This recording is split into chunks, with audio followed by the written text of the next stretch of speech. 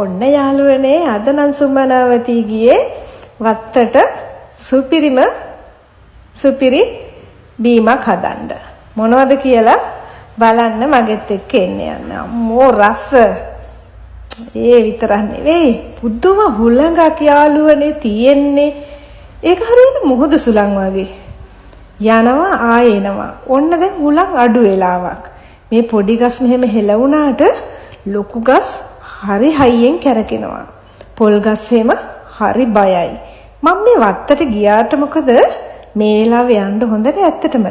අතු කඩාගෙන වැටෙනවා, ගස්වල ගෙඩි වැටෙනවා. ඉතින් මේ පුංචි ගෙඩි හරියට වැටිලා.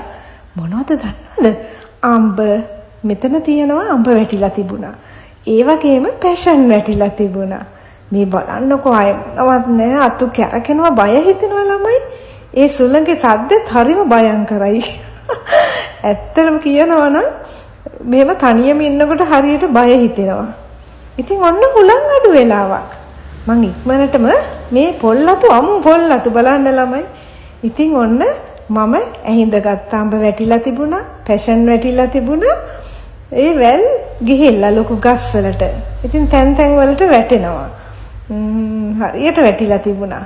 පැෂන් අඹ ඒ විතරක් නෙමෙයි මං කීපයක්ම හිඳගත්තා. ඉතින් මේ ටික මම තියලා ඉවර වෙලා ආයෙ ගියා මේ පුවක් අත්තක් තිබුණා. ඒක කපා ගත්තා නම් මට තව දෙයක් ඒකට දාගන්න පුළුවන්. කොස් ඇටත් හරියට වැටිලා තියෙනවා ළමයි. කොස් වැටිලා ඉදිලා ඒ වගේ ඇට ගස්වල මුල බලන්නකෝ. ඕවා ඉතින් ඔක්කොම හිඳින්න බෑනේ. නාස්ති වෙනවා. මට ඉතින් හරි ආසයි ඔය නැති කෙනෙකුට මේවා සෝදලා පැකට් කරලා වගේ දෙයක් දෙන්න. ඉතින් කොහොම කරන්නද ළමයි? මේ බලන්නකෝ සමහර අයට නම් තියෙනවා. කොහොමද මේ දවස්වල කොස් ඕන තරම් තියෙනව නේද? මේ කෝපි ටිකක් තිබුණා. ඕක ඉදිලා වැටෙන හින්දා මම ඒ ටිකත් කඩාගත්තා. ඒ ටිකත් අරගෙන පැෂන් ටිකත් අරගෙන මේ පුවක් ළමයි හුද්ද පුවක් ටිකක් වැටිලා තිබුණා. අර පැෂන් ටික අරගෙන ඉවිල්ලා ඔන්න දැන් මම හොඳට කපලා ගත්තා.